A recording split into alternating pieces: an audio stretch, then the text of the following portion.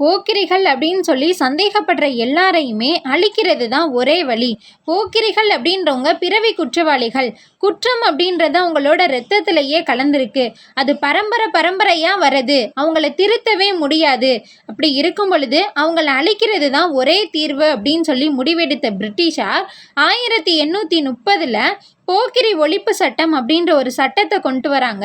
இந்த சட்டம் என்ன சொல்லுது அப்படின்னா, போக்கிரி அப்படின்னு சொல்லி சந்தேகப்படுற யாரையும் எந்த இடத்துல வேணாலும், எந்த நேரத்தில் வேணாலும், எந்த நிலையில் வேணாலும் சுட்டு கொள்ளலாம் அப்படின்ற அதிகாரத்தை கும்பெனி இராணுவத்துக்கு கொடுக்குறாங்க.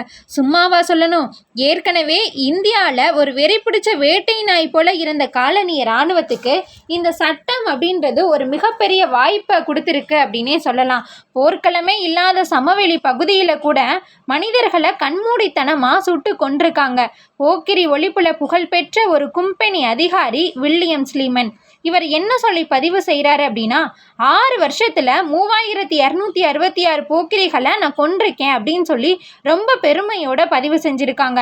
ஒரு நிமிஷம் இந்த எண்ணிக்கையை நினச்சி பாருங்களேன். ஒரே ஒரு அதிகாரி கொடுத்துருக்கக்கூடிய விவரம் மட்டும்தான் இது.